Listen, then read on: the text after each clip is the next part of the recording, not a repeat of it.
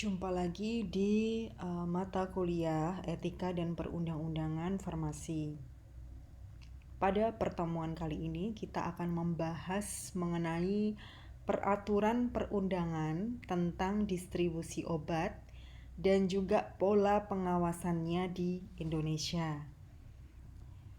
Adapun landasan hukumnya itu bisa dilihat di beberapa peraturan Permenkes berikut ini. Ada undang-undang, kemudian juga ada standar, dan juga ada PP, Peraturan Pemerintah Republik Indonesia.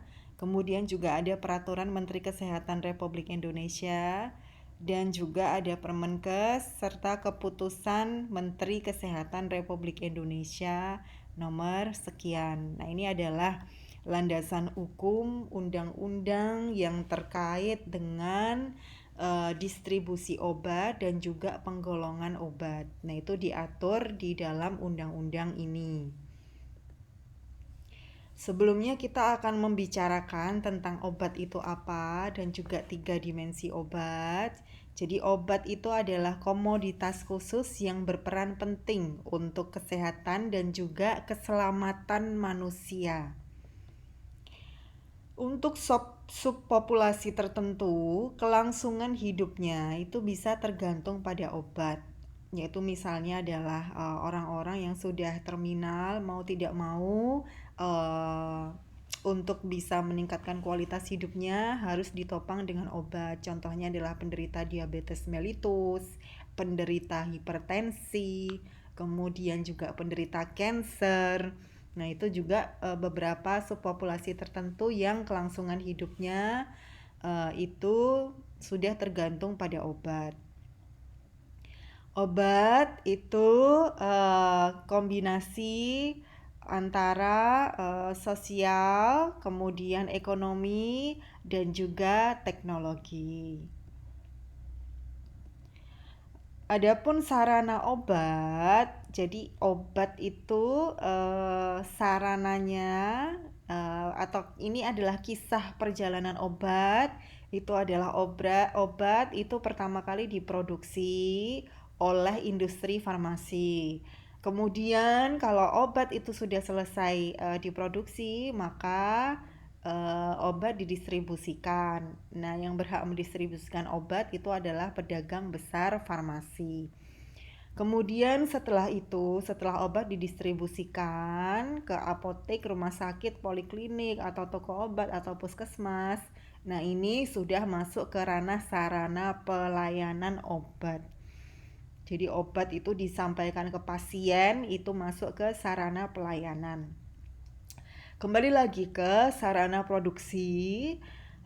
Sarana produksi itu yang berhak untuk memproduksi obat itu adalah suatu pabrik farmasi atau industri farmasi. Dan industri farmasi yang ada di Indonesia itu contohnya misalnya Kalbe Farma, kemudian Faros, Pafros, Dexamedica, Kimia Farma. Nah, itu adalah nama-nama industri farmasi yang ada di Indonesia ini. Dan pabrik-pabrik itu bukan cuman milik pemerintah atau milik nasional atau milik warga negara Indonesia saja, tapi juga bisa jadi itu adalah hasil penanaman modal asing. Jadi ada pabrik-pabrik PMDN itu yang modalnya dalam negeri, ada juga pabrik obat yang obatnya itu dari modal asing, jadi investor asing. Kemudian ada yang nasional, yaitu modalnya dari pemerintah, dan juga ada yang badan usaha milik negara. Contohnya Kimia Farma. Kemudian ada yang industri farmasi itu modalnya dari TNI dan juga Polri. Adapun sarana distribusinya itu yang berhak untuk mendistribusikan obat itu adalah pedagang besar farmasi yang ditunjuk dan yang mendapat izin oleh pemerintah. Dan itu pun juga PBF itu bisa modalnya adalah modal dalam negeri dan juga modal dari investor asing. Kemudian sarana pelayanan setelah obat itu jadi dan didistribusikan, nah itu didistribusikan ke apotek, rumah sakit dan juga puskesmas, poliklinik dan juga toko obat yang berizin. Adapun mata rantai distribusi obat itu adalah ini perjalanan bagaimana distribusi obat itu. Jadi setelah obat, jadi bahan-bahan obat itu ada yang dalam negeri, tapi kebanyakan memang bahan obat itu masih diimpor. Kemudian obat diproduksi, kemudian didistribusikan. Jadi produksi itu adalah industri yang berhak untuk memproduksi itu adalah pabrik atau industri farmasi.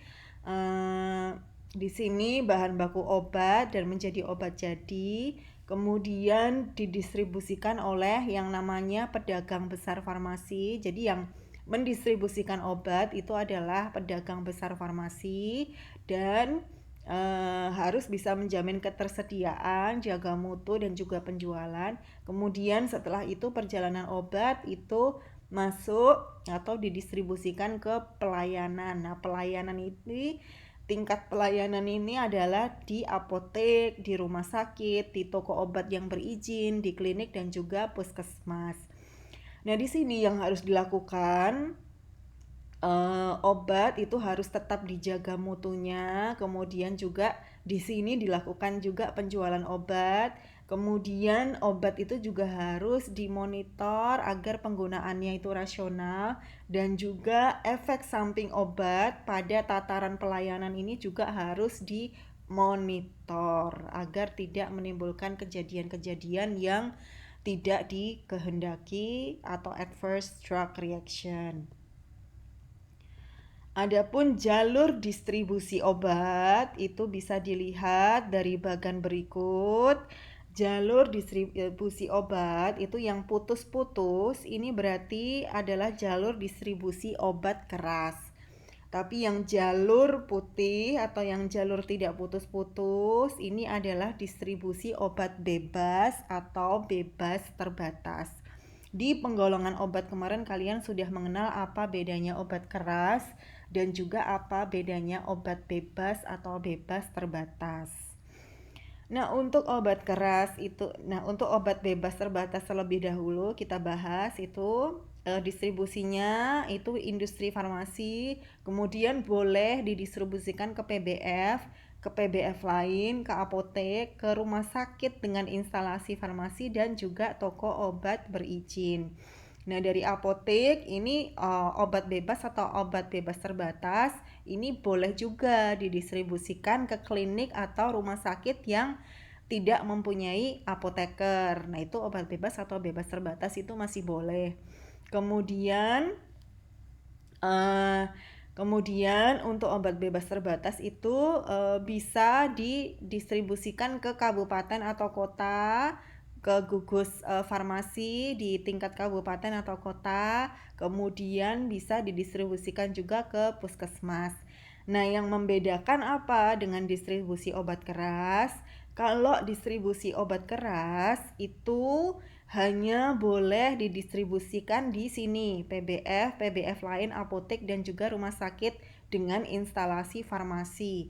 Tapi obat keras itu tidak diperbolehkan untuk didistribusikan ke toko obat yang berizin dan juga tidak boleh didistribusikan ke klinik atau rumah sakit yang tanpa apoteker karena obat keras itu pengawasannya itu harus komprehensif dan harus detail dan juga harus benar-benar terjaga mutunya dan juga harus benar-benar pengawasannya itu harus diawasi langsung oleh orang yang berkompeten yaitu apoteker. Nah, kalau tanpa apoteker itu tidak diperbolehkan untuk menerima atau menjual obat keras. Selain itu juga obat keras itu boleh juga didistribusikan ke gugus farmasi di unit terkecil yaitu puskesmas. Nah, itu kalau itu boleh. Karena biasanya di puskesmas itu juga mau tidak mau itu harus ada farmasis atau apoteker yang jaga di situ.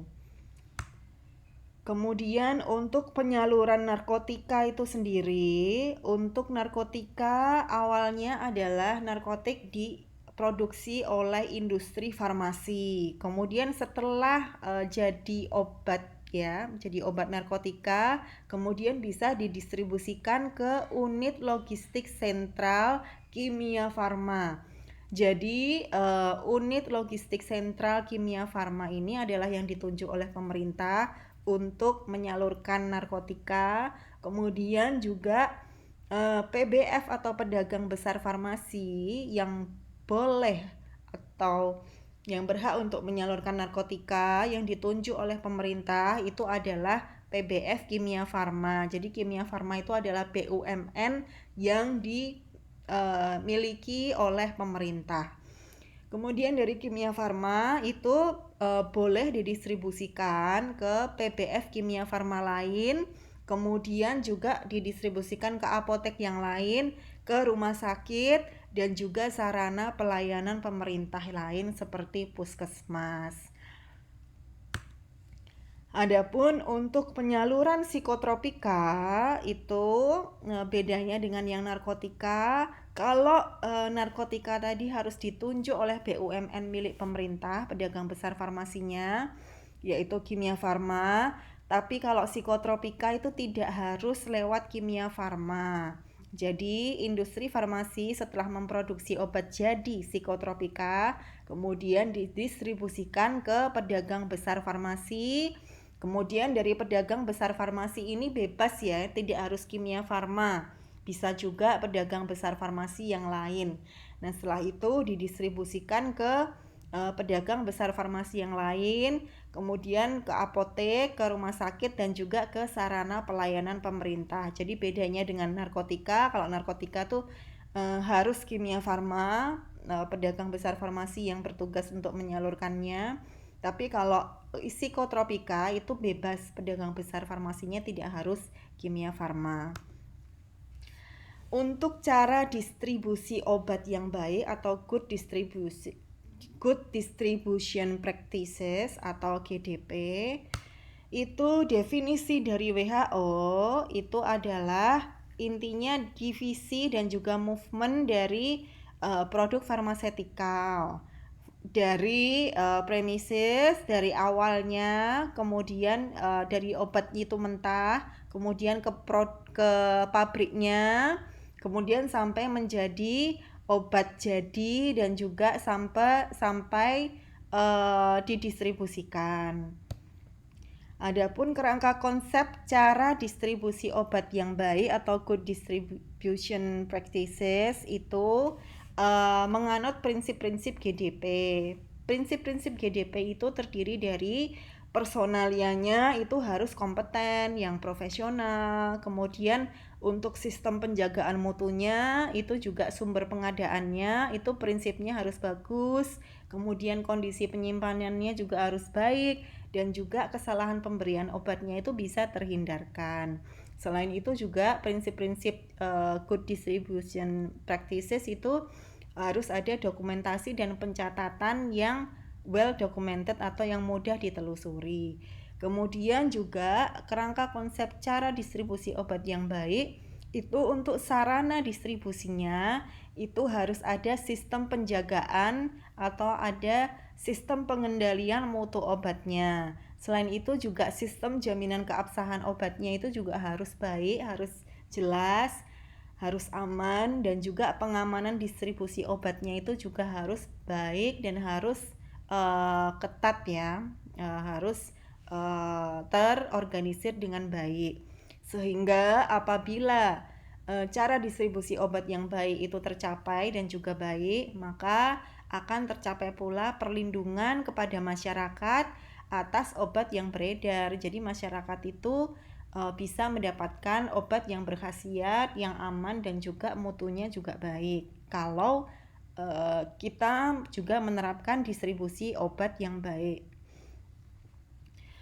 Kemudian penerapan pedoman cara distribusi obat yang baik itu berdasarkan SK Kepala Badan POM sekian tahun 2003. Nah, ini meliputi aspek-aspek yaitu personalia, bangunan dan peralatan, kemudian penyimpanan obatnya itu juga diatur, bagaimana cara distribusinya yang baik, terus pengadaan dan penyaluran obat, dokumentasi dan penarikan kembali obatnya itu juga diatur, bagaimana distribusinya yang baik itu.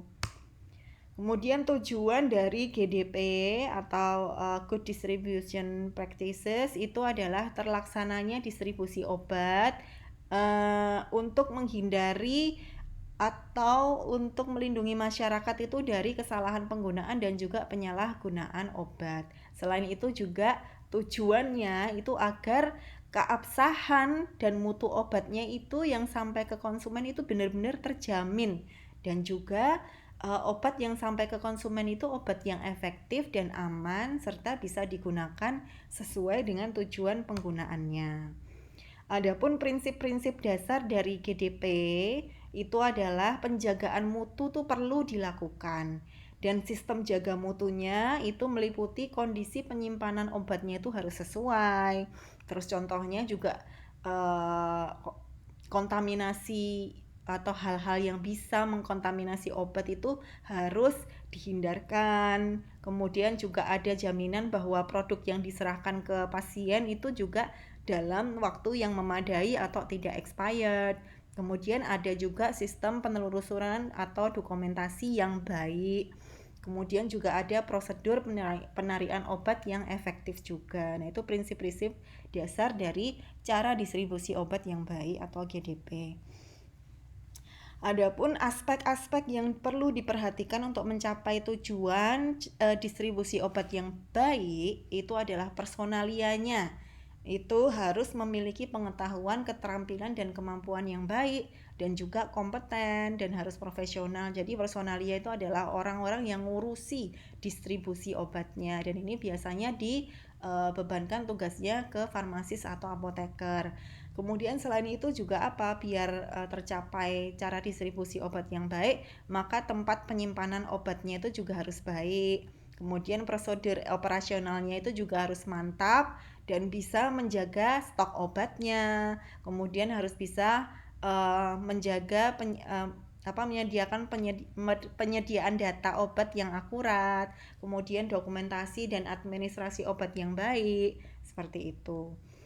Nah, untuk dokumentasi atau administrasi itu pokoknya harus selalu terdokumentasi dengan baik, mulai dari proses pengadaannya, penjualan, penyimpanan resep, dan juga penarikan obatnya. Terus ada juga inspeksi diri dilakukan untuk memantau pemenuhan terhadap peraturan.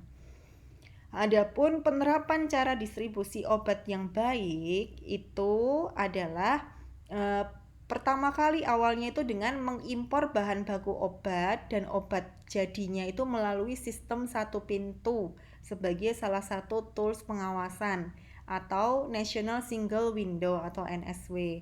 Kemudian penyimpanannya itu juga harus ada jaminan kualitas produknya, dan penyalurannya itu harus dapat dipertanggungjawabkan dan dengan dokumentasi yang lengkap.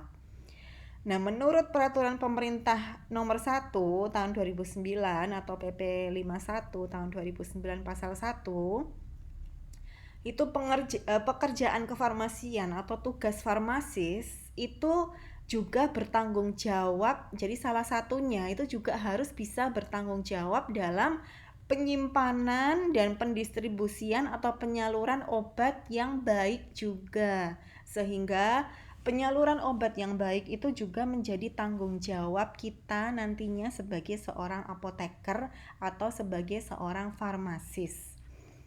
Adapun untuk personalia menurut PP 51 pasal 1 itu personalianya atau SDM yang berhak untuk menyalurkan obat yang kompeten itu adalah tenaga kefarmasian yang terdiri dari apoteker dan tenaga teknis kefarmasian. Terus ada juga tenaga teknik kefarmasian yang terdiri atas sarjana farmasi atau bisa jadi ahli madya farmasi, tenaga menengah farmasi, atau bisa asisten apoteker.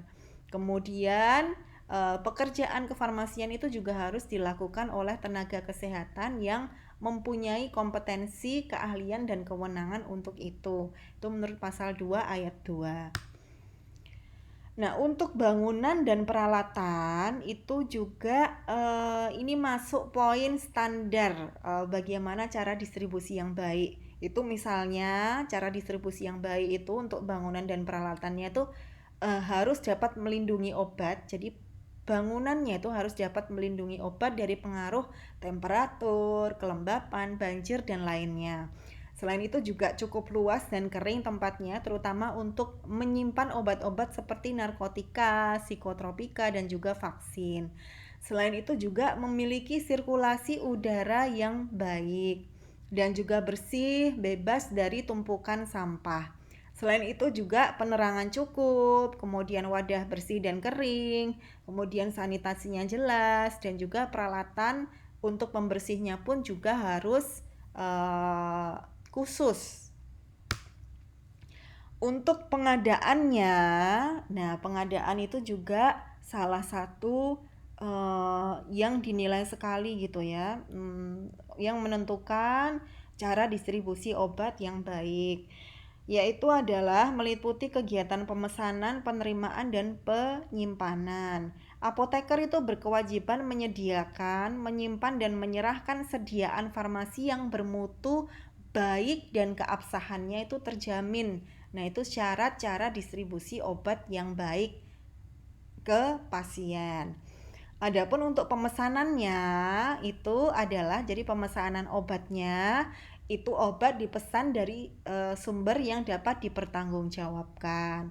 Kemudian juga surat perintahnya itu dibuat secara tertulis minimal rangkap 2 dan juga menggunakan belangko SP diberi nomor secara berurutan, dicetak dengan baik, jelas, dan rapi.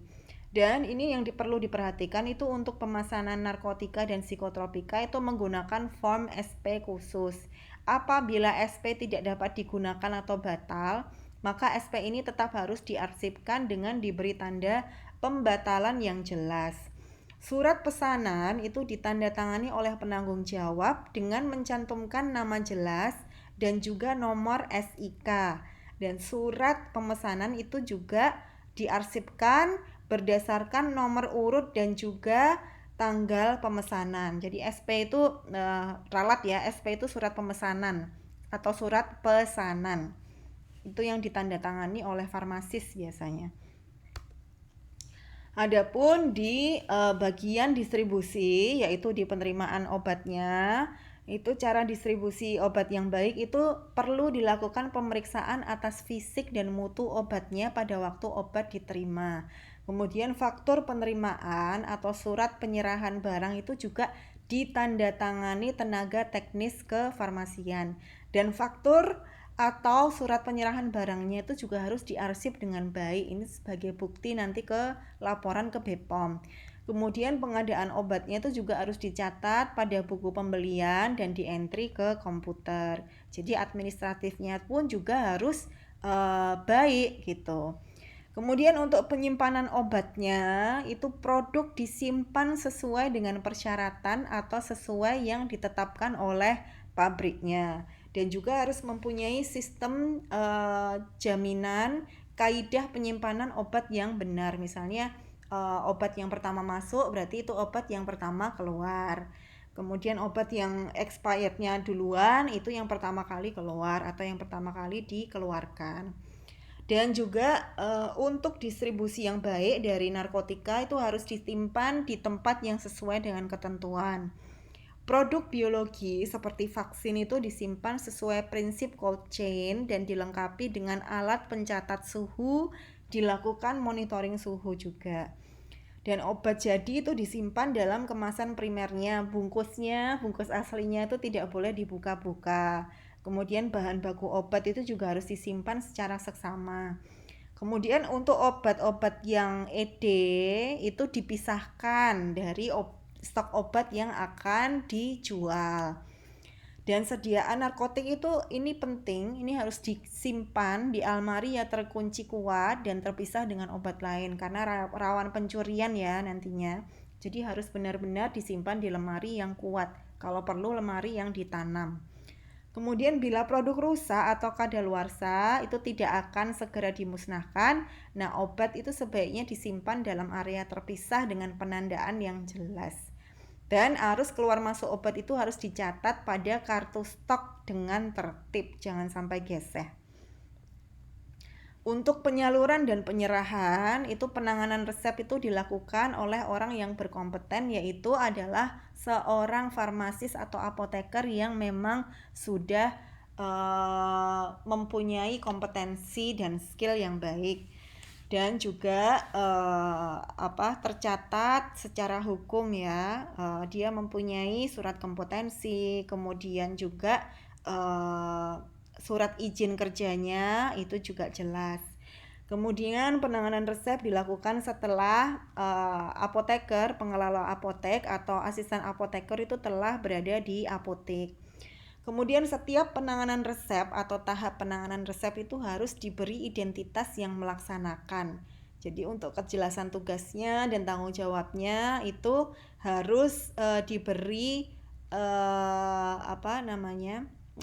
harus diberi identitas, harus diberi signature atau tanda tangan siapa yang melaksanakan penanganan resepnya. Kemudian untuk pengambilan obatnya itu penimbangan dan penyerahan obat kepada pasien itu dilakukan oleh tenaga teknis kefarmasian. Apoteker itu dapat menyerahkan obat keras, narkotik dan psikotropik atas resep dokter sesuai dengan undang-undang. Nah, apoteker pendamping atau apoteker pengganti itu nanti diizinkan untuk menjual obat keras yang dinyatakan sebagai daftar obat wajib apotek tanpa resep. Nah, kemarin kan ada kita kenal obat wajib apotek itu apa saja, yaitu adalah obat-obat keras yang boleh diberikan oleh apoteker tanpa resep dokter. Kemudian untuk salinan resep itu harus ditandangani oleh apoteker. Salinan resep itu adalah kopi resep ya. Dan resep itu harus disimpan di apotek dengan baik dalam jangka waktu 3 tahun. Apoteker itu diizinkan untuk menjual obat keras yang dinyatakan sebagai daftar obat wajib apotek tanpa resep, tapi dengan jumlah yang dibatasi atau jumlah tertentu. Itu namanya obat wajib apotek ya. Kemudian untuk penyerahan narkotika dan psikotropik oleh apotek itu hanya dapat dilakukan kepada apotek lain, rumah sakit, puskesmas, balai pengobatan, dokter, dan juga kepada pengguna atau pasien. Penyerahan narkotika dan psikotropika oleh apotek, rumah sakit, dan balai pengobatan serta puskesmas itu hanya dapat dilakukan berdasarkan resep dokter. Dan resep narkotika ini yang harus dipahami oleh kalian, itu tidak boleh diiter atau tidak boleh diulang atau ditambah tulisan iter. Kemudian untuk penyaluran obat dan nafsa untuk sarana kesehatan lain, misalnya apotek, rumah sakit, balai pengobatan, itu harus berdasarkan surat pesanan yang ditandatangani penanggung jawab, yaitu apoteker, dan dilengkapi dengan bukti penerimaan atau faktur. Faktur pengiriman obat dan juga nafsa, narkotika, dan psikotropika itu ke sarana kesehatan lain, misalnya apotek, rumah sakit, dan juga balai pengobatan, itu harus ditandatangani apoteker penanggung jawab dan juga ditandatangani oleh tenaga teknis dan stempel sarana penerima. Adapun prinsip dasar pengawasan obat dan makanan itu pengawasan obat dan makanan baik itu yang dijual di masyarakat atau yang beredar di masyarakat, yang beredar di pemerintah dan juga pelaku usaha, maka pengawasan obat dan makanannya itu yang secara legal itu dilakukan oleh Badan Pengawas Obat dan Makanan atau Badan POM. Nah, tujuan pengawasan obat oleh Badan POM itu adalah sebagai berikut, yaitu menjamin tersedia obat dengan jumlah dan jenis yang cukup, kemudian meningkatkan penyebaran obat ke masyarakat, dan juga menjamin khasiat, keamanan, mutu dan juga keabsahan obatnya. Kemudian juga melindungi masyarakat itu dari obat-obat yang tidak memenuhi syarat, misalnya kayak jamu yang tradisional dicampur dengan obat kimia, kemudian dicampur dengan dexamethasone atau prednison sehingga nyerinya berkurang tapi menyebabkan efek samping moon face atau membuat pipinya cabi. Nah, seperti itu ya, ada efek samping seperti itu. Nah, itu kan tidak diperbolehkan sebenarnya. Nah, tujuan dari pengawasan obat oleh BPOM itu adalah menghindari hal-hal seperti itu, menghindari agar obat yang tidak aman itu jangan sampai ke tangan konsumen atau jangan sampai ke tangan pasien. Kemudian selain itu juga memanfaatkan potensi nasional di bidang obat. Kemudian ruang lingkup pengawasannya itu adalah pengaturan, pembinaan dan pengawasan. Kemudian tujuannya adalah melindungi pasien atau konsumen yang menggunakan obat. Jadi tugas BPOM itu adalah untuk melindungi konsumen atau pasien yang menggunakan obat. Baik itu obat keras, obat bebas terbatas, OWA, dan lain sebagainya. Adapun konsep was distribusi obat sesuai CDOB itu Badan POM itu dia berhak melakukan pemeriksaan rutin, kemudian undercover buy dan juga waskat dan juga audit komprehensif terhadap industri farmasi, kemudian terhadap PBF yang melakukan distribusi dan juga terhadap apotek-apotek, rumah sakit atau klinik pokoknya yang dia mengadakan obat. Nah, itu Badan POM itu berhak mengawasi di tataran ini. Jadi kalau misalnya diketahui ada obat yang ilegal atau obat palsu, maka bisa dibawa ke ranah hukum dan bisa dilaporkan ke Badan POM. Kemudian bisa diproses secara hukum. Kemudian sistem pengawasan penerapan CDOB dengan prinsip kemitraan. Nah, itu Badan POM itu dia tugasnya mengawasi perizinan, pengawasan, pembinaan obat, perizinan obat, pengawasan penggunaan obat, kemudian pembinaan bagaimana apabila ada yang menyalahgunakan aturan dan juga menerapkan sanksi. Dan Badan POM ini dalam menerapkan CDOB itu adalah dengan prinsip kemitraan, yaitu dengan Depkes, bermitra dengan Depkes, dan melakukan pengawasan bermitra dengan Dinkes provinsi, kabupaten ataupun kota. Adapun sistem pengawasan penerapan CDOB dengan prinsip kemitraan itu pengawasan sarana distribusi dan sarana pelayanan melalui audit komprehensif itu dengan cara melibatkan inspektur nasional dan pemberian sanksinya sesuai bobot pelanggaran untuk menimbulkan efek jera, termasuk yang itu tadi pengusaha jamu menyebarluaskan produknya tapi ternyata dicampur dengan obat-obat kimia. Nah, itu kan juga tidak legal. Kemudian juga ada yang menjual obat palsu seperti itu. Nah, itu orang-orang yang mendapatkan yang melakukan pelanggaran itu berhak diberi sanksi, kemudian juga diberikan sanksi hukum sehingga bisa menimbulkan efek jera. Dan penerapan sanksinya itu secara terkoordinasi dengan Depkes dan juga Pemda. Nah, sekian dulu presentasi dari Ibu tentang jalur distribusi obat. Semoga bermanfaat. Sekian dan terima kasih.